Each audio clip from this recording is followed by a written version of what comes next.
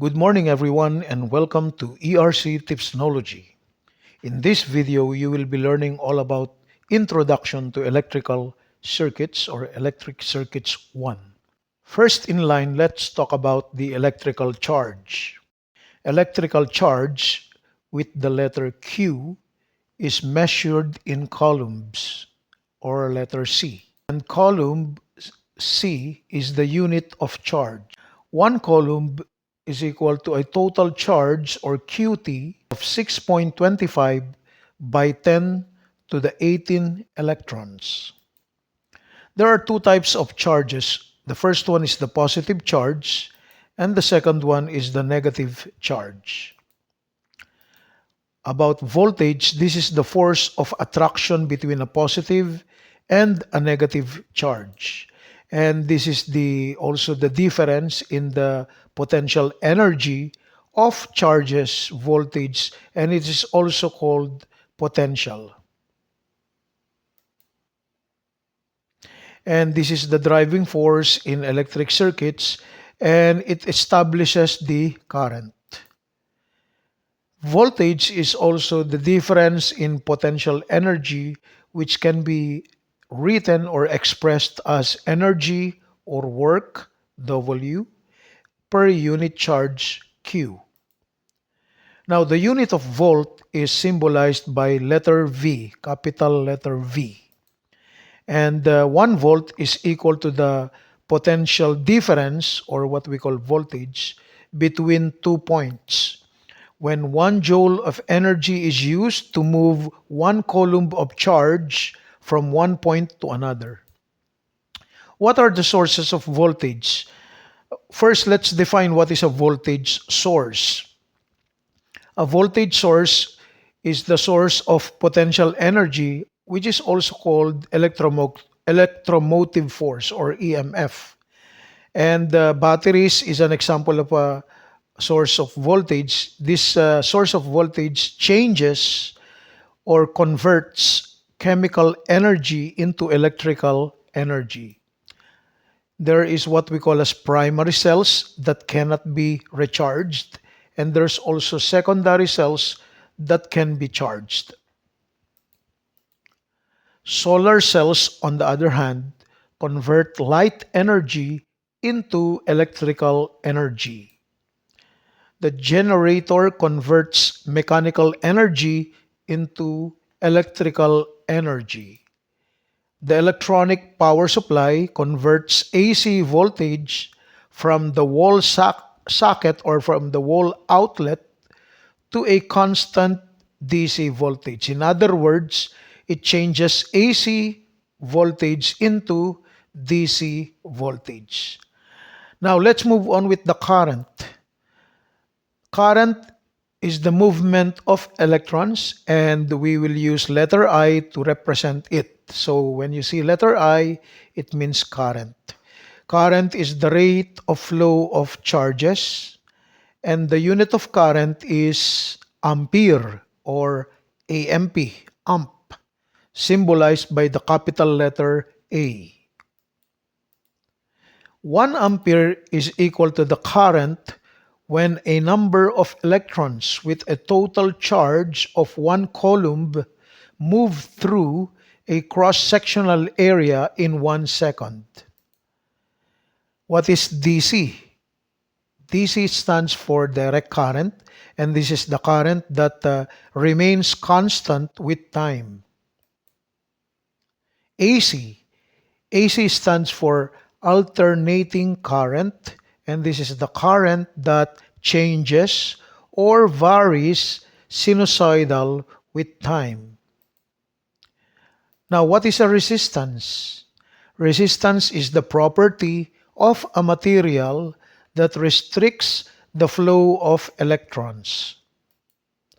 It is the opposition to the current flow, meaning it's opposite the flow of current, and the unit for resistance is the ohm, symbolized by this symbol, omega. And 1 ohm of resistance exists if there is 1 ampere of current in a material when 1 volt is applied across the material. Conductance is the reciprocal of resistance, and we are symbolizing it by the letter G. The unit of conductance is Siemens, abbreviated with the capital letter S. And instead of ohm, it's the opposite spelling, which is MHO, which stands for Mo. Resistors are components specifically designed to have a certain amount of resistance. The applications or use of resistors are the following. First, to limit the current, to divide voltage, to generate heat. Resistors can be fixed or variable. Ohm's law. It describes mathematically how the voltage, current, and resistance in a circuit are related. The three equivalent forms of Ohm's law are the following. First, there is a formula for current, there's a formula for voltage, and there's a formula for resistance. There are larger units of resistance represented by kilo ohm and mega ohms. Now, here's a complete metric prefixes from the smallest pico up to the biggest tera. But let's focus first on the mostly used, the kilo. So the metric prefix kilo, which is having a symbol of letter K, small letter K, and this means it's equal to 1,000. The other one, which is capital M, is called mega, and this has a power of 10 to the power of 6, and this has a value of 1 million. Now, going on the small value, milli, this is represented with small letter m, and this is 10 to the power of minus 3, or 1,000. Micro, which is represented by the mu, or the like a letter u, small letter u, is the 10 to the power of 6, or 10 to the power of minus 6, and this means 1 millionth. Giga, capital G, is 10 to the power of 9, and this means 1 billion. We have nano, which is small letter n, 10 to the power of minus 9, or 1 billionth. We have tera, capital T, which is 10 to the power of 12, or 1 trillion. And we have pico, which is small letter p, which is the opposite of 10 to the 12, which is 10 to the minus 12, or 1 trillion. And there you go. These are the mostly used metric prefixes in electrical quantities. Now, here's a graph to show the current versus the voltage. This is to show the Ohm's law. On the x-axis, we will see 10, 20, 30, up to 100 volts on the x-axis. And on the y-axis, the vertical line, we have 1, 2, 3, up to 10 amperes. Now, on the left side of the screen, you will see the table, which is the measured values of voltages with its equivalent current in the circuit when it is tested or measured. As you can see, if the voltage is 10 volts, we got 1 ampere. Therefore, we can plot it on the graph here, 10 volts, and then 1 ampere. So that point is here. So the 10 volts here with a resistor of 10 ohms, okay, fixed or constant resistor of 10 ohms, we can divide the current equal to V over 10 ohms. So if the voltage is 10 volts divided by 10 ohms, we got the answer of 1 ampere, and then we can put this here in the graph. You can see that it's equal to this small black circle here. And so if you continuously put 20 volts divided by 10, you will get 2 amperes. 30 volts divided by 10, you will get 3. Until 100 volts divided by 10, you will get 10 amperes. And you will be able to plot this curve. And as you can see, it represents a straight line going up and slanted on the right side. Therefore, the the current is directly proportional or linearly proportional to the voltage. It means that when you increase the voltage, big voltage would mean big current. That's what it means. Now, for the current and resistance, they are inversely related, meaning that if the resistance is big, the current will be small. Again, if the resistance is big, the current will be small. So in this example here, we have a resistance of 10 ohms. And so we will have the x-axis here to represent the resistance of 0 up to 100 ohms. But let's say we have 10 ohms resistance and we have the current here, it would be 1 ampere. When you have a resistance of 10 ohms, the current will be 1 ampere. And this is using the voltage 10 volts. So to calculate the current, we can divide the 10 volts V over R, which is 10. So 10 over 10, we will get 1 ampere. And if you divide 10 by 20, you will get 0.5. 10 volts divided by 10 ohms, we will have, 10 volts divided by 30 ohms, we will get 0.333. Until we reach 10 volts divided by 100 ohms, we will get zero point 0.1. And when you plot the curve or the x and y axis here from here and then up to the last value, you will see a inverse relation between the current and the resistance. This means that if the resistor or resistance is big, the current will be small. So larger resistance would mean smaller current. And small resistance will mean big current.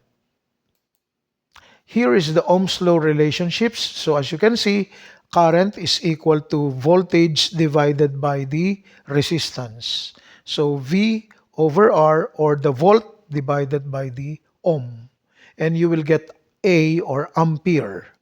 So I equals V over R. For the voltage, the rule is to multiply I by R. So I multiply by R. And for the resistance, it will be voltage divided by the current. And when you divide volt by ampere, you will get ohm. Here, if you multiply the current ampere multiplied to the ohm, you will get volt. So this is the Ohm's law, or the Ohm's law relationships between the current, voltage, and the resistance. Now, let's talk about energy and power. Energy is the ability to do work, and power is the rate at which energy is used, and we use the letter P to represent power. And power is a certain amount of energy used in a certain length of time. Kilowatt hour, represented by kWh, is the unit of energy. Power in an electrical circuit is represented by three formulas. P equals V multiplied by I, or multiply to I. So V multiply to I will be P. Power can also be calculated by getting the second power of I multiplied to R. We can also divide the second power of V, or V to the second power, divided by R. Now, the resistor power rating is the highest or maximum amount of power that a resistor can dissipate without being damaged.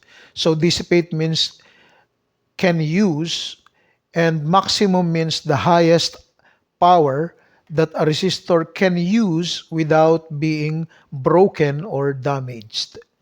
Now, here's an example of the power problem. So, in this example, example 1-10, we will choose an adequate power rating for each of the carbon composition resistors in figure 1-12.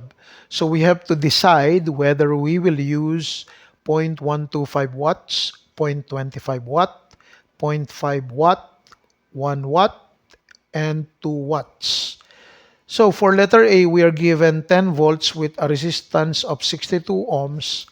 So to solve the actual power, we have to get P equals V to the second power divided by R.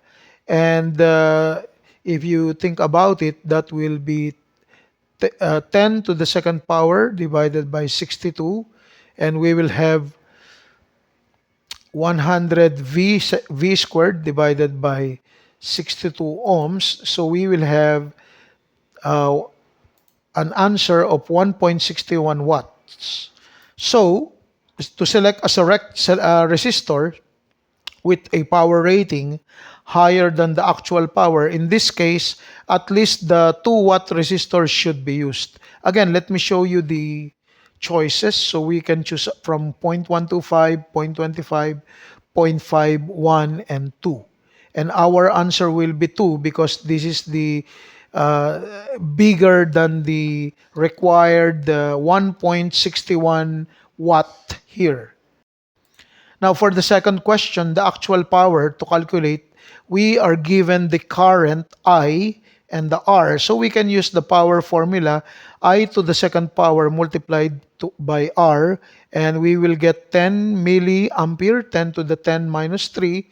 We will get 10 milliampere to the second power multiplied by to 1,000, and we will get zero point 0.1 watts.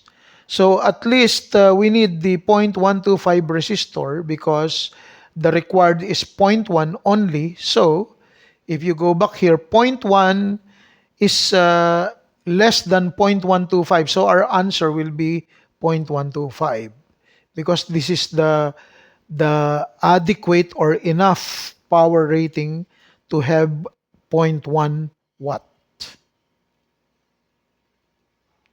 Now, to continue, we will be talking about the circuit elements. And circuit elements is a circuit element in an electrical circuit. If we look at the circuit here, it is made of components like the voltage source. We also have the resistor, and we also have a capacitor, and we also have a switch. And all of these four are called circuit element, or we can call it component. So we have here the 15-volt source, the switch, the resistor, and the capacitor. Now, let's talk about the branch. A branch is a single element like voltage source or a resistor, while a node is a point of intersection between two or more branches. Now, a loop is any closed path in a circuit. So to illustrate, you will see here Vs of 10 volts. This is a branch. So 10 volts voltage source is a branch. Resistor R1, this is also a branch. R2 is also branch. R3 is a branch. IS is also a branch. So that's what branches are. Now, when you say loop, you will see here a closed path here or closed way. This is loop number 1. And then here, where you cannot go out, this is loop number 2 in a circular manner. And this is loop number 3. So loop number 1, loop number 2, and loop number 3 are called loops.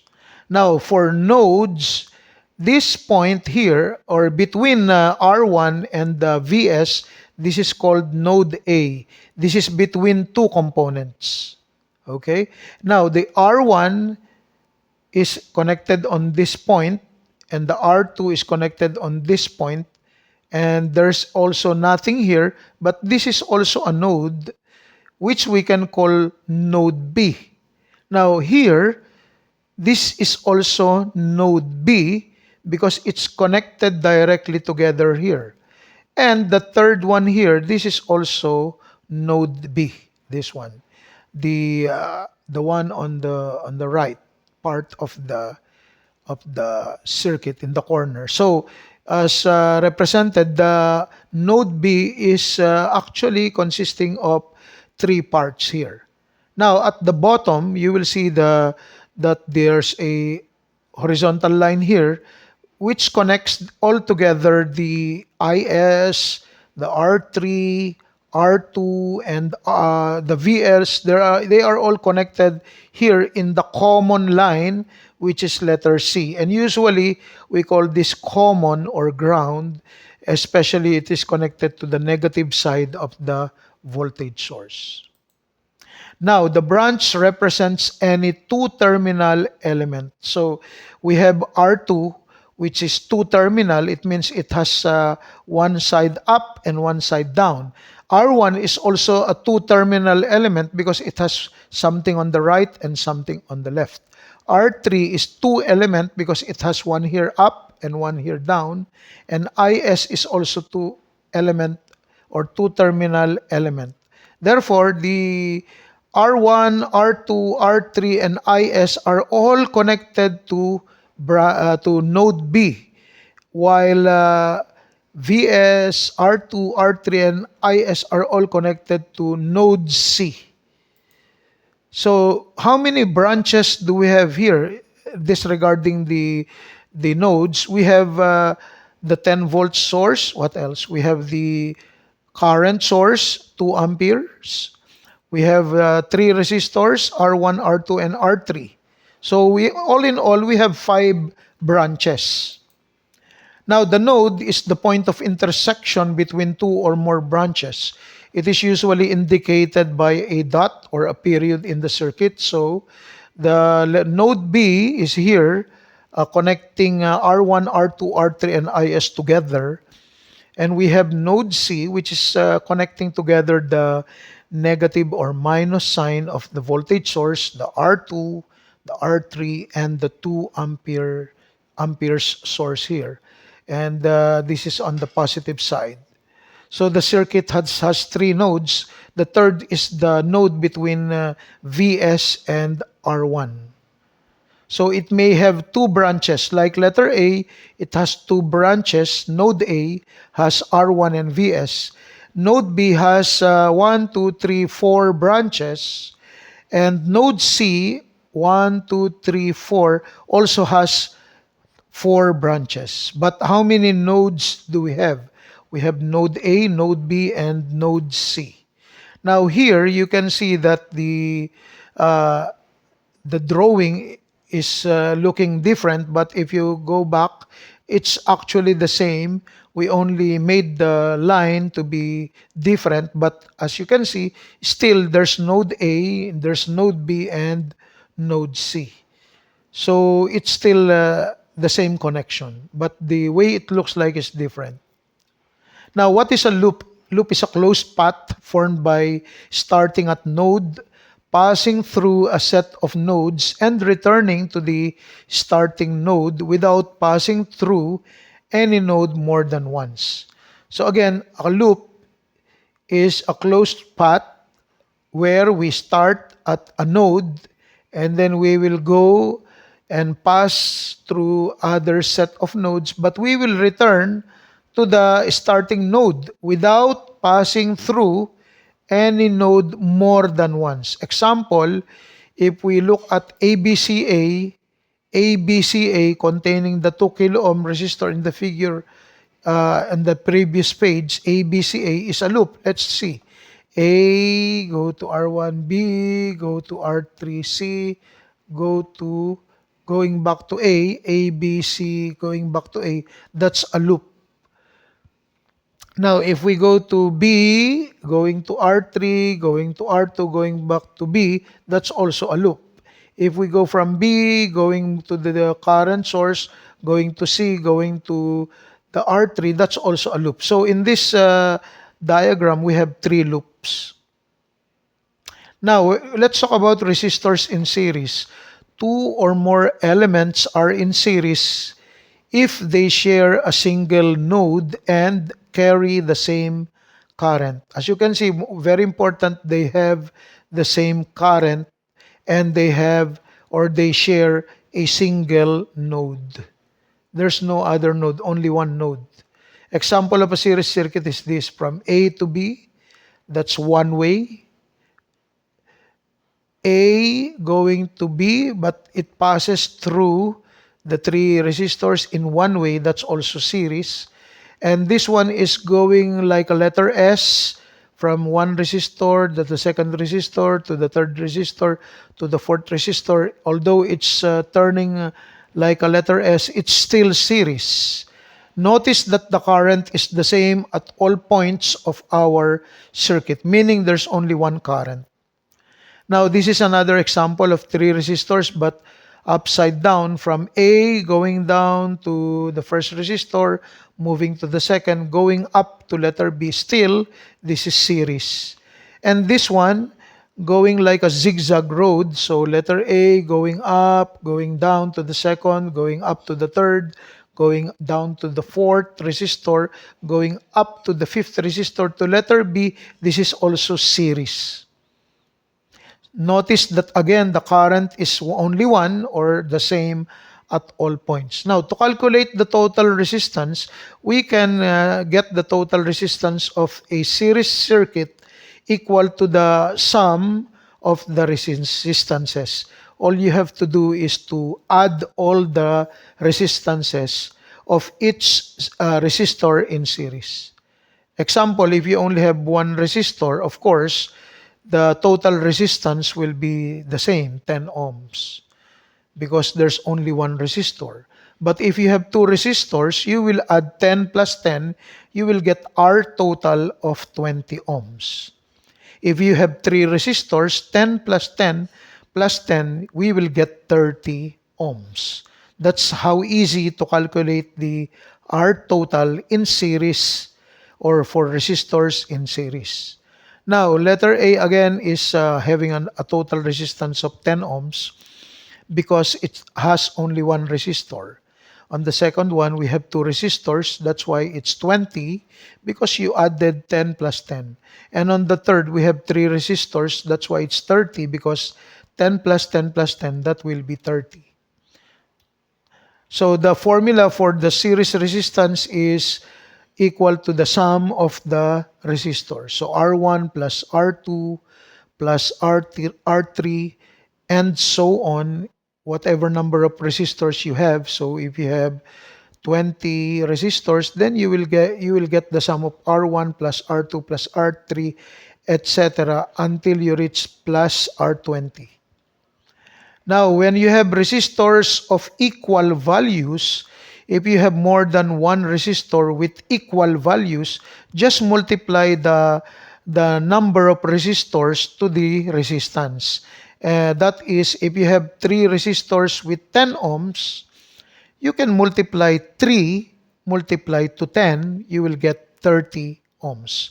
So to get the total resistance, we will just multiply the resistance to the number of equal value resistors that are in series.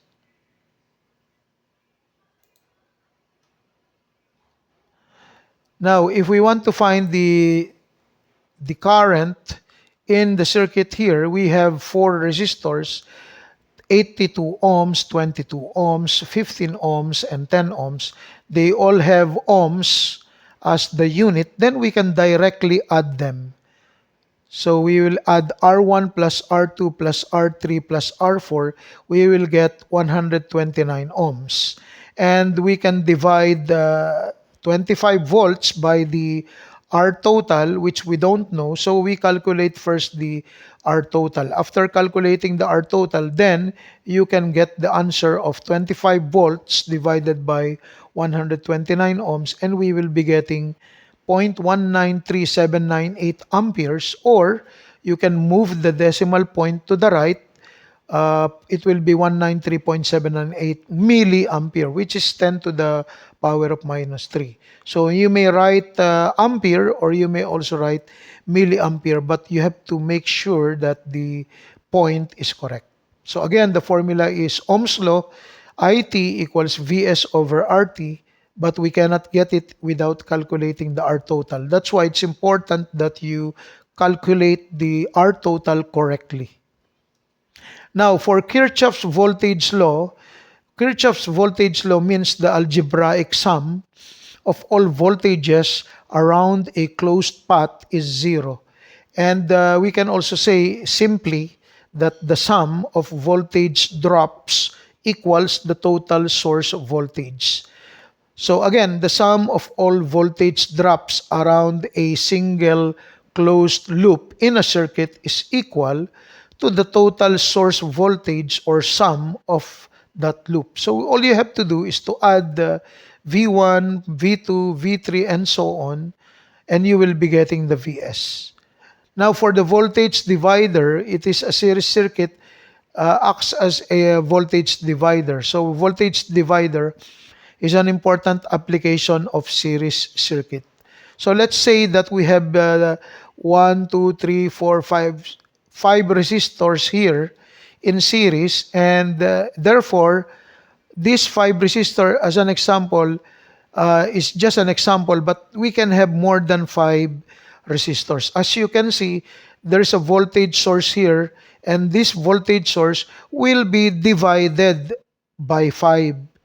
So the 5 resistors will be taking each some amount of voltage from the Vs. But when you add the V1 to V2 and V3 and V4 and V5, if you get the sum, that will be equal to the Vs. That's why the voltage source is being divided by these resistors, these 5 resistors. So the R1 will be getting, for example, V1, R2 will get V2, and so on up to R5. Now, the voltage drop across the resistor is called Vx, and X is the number of resistor. For example, if you have R1, that will be called V1. We call V2 for R2, and so on. By Ohm's law, the voltage drop across any resistors will be equal to the product of I multiplied by Rx. So the current I is the source voltage divided by the total resistance. So for example, in the figure 126, the total resistance was added, and then we can divide the Vs by divided by RT to get the I. But because I is equal to Vs divided by RT, so what will happen is that the I here, the letter I, let me show you. So this letter I here is actually equal to the I, right? So what will happen? We will substitute Vs over RT to the I. So if you do that, if you put this over here, then we will be getting this. That is the expression that what will happen. So if we want to calculate, for example, the voltage between A and B of R1, let's say we want to get the voltage here. We have the Vs and the kilo ohm here of the R1. We will divide Vs divided by the R total of 25 multiplied by multiply by R1 if we will get VAB, like from here. So as you can see, this Vs, we will get 25, and then we have RT. We have to add these resistors together. And then after that, we add them, we can multiply it by R1, which is this one, which is this resistor over here. So that's how we calculate the VAB, which is from letter A to letter B. It means we only want to get the voltage drop on R1. So let's see it again. Again, We have here the voltage source 25 volts, 25 volts, and then the R total, we add all of the resistors here, 1 plus 8.2 plus 3.3 kilo ohms, we get 12.5 kilo ohm. And then we multiply it to the 1 kilo ohm. And we get the answer of 2 volts. Now for VAC, it will be the same. We will be having 25 volts on the VS, and then again the total voltage of the resistance of the three resistors, and we multiply it to the 8.2 kilo ohms here, and we will be getting 16.4. Same thing with VS. So in the VS, we have VS 25 volts, and then the R total, which is 12.5 kilo ohms, and we have the R3, which we will get from here, 3.3. And so the answer will be 6.6 volts. So to summarize what we learned in this complete PowerPoint slides, we have first the current is the same at all points in a series circuit. We have the total resistance, RT in series is the sum of all the resistances. RT is between any 2 points in series. So we can get the resistance between 2 points of a of resistors in a circuit, and this will be equal to the sum of all resistances. But make sure that it's only one way or one line between the points. So if all the resistors in series are equal, we don't need to add them. We can just multiply the number of resistors multiplied to the resistance. So if you have 5 kilo ohms resistor and there are 3 resistors, 5 kilo, 5 kilo, 5 kilo ohms, then we can add them 5 plus 5 plus 5, or we can multiply 3 multiply to 5, we will get 15. So the first statement of Kirchhoff's voltage law is that the sum of the voltage drop equals the total source voltage. And voltage sources in series can be added algebraically. So you can add V1 plus V2 plus V3 and you will get the value Vs. The second statement of KVL is that the sum of all voltages around a closed path is 0. So it means that if you follow Vs minus V1 minus V2 minus V3 and so on, the answer will be 0. So voltage drops in a circuit are always opposite in polarity. There will be plus minus polarities to the total sources voltage or to the total source voltage. And current out from positive side of a source and into the negative side is what we call as conventional direction. So plus to minus, that's the direction we will follow in this course, electric circuits. Now, a voltage drop is from a more positive voltage going to a more negative voltage. And voltage divider is a series arrangement of resistors. So we cannot call it voltage divider in a parallel. So in voltage divider, voltage drop across series resistor is divided from the total voltage proportional to the resistance in relation to the total resistance. What it means is that the big resistors will get the big voltage and the small resistors will get the small voltage. The higher or the bigger the resistance, the higher or the bigger will be the voltage in it or through across it. Now, a potentiometer can be used as adjustable voltage divider, and the potentiometer is, you may see this in the laboratory if you are doing this lab exercise. So we can change the resistance in the potentiometer because the adjustable resistance in the potentiometer, meaning it's like you will change the resistance, therefore the current also changes when you change the resistance, and because the voltage depends on the current multiplied to the R, then the value of the voltage will also change when the resistances are changed. Now, the total power equals the sum of all powers of each resistors in series. This means that PT equals P1 plus P2 plus P3 and so on. And by the way, this calculation can be seen in my other video, in our other videos in this channel. You will see how to calculate the total power. Now, all voltages in a circuit are referenced to the ground unless it is mentioned or told in the problem. So, all voltages in the circuits are always referenced to the ground or to the common connection. Ground has 0 volts with respect to all points in the circuit, and a negative ground is what we call the negative side of the source is grounded. That's why it's called negative ground. Well, now, if the positive ground is used, then it means that the positive side of the source is grounded. Now, the voltage across an open series element equals the source voltage. So when you open the series element open, then it will be equal to the source voltage. So the voltage across an open element, it means it's broken maybe. For example, a resistor which is broken and current cannot pass through it, then it means there is no current that will go there. Therefore, when it is parallel to a voltage source, then it will be equal to the voltage source.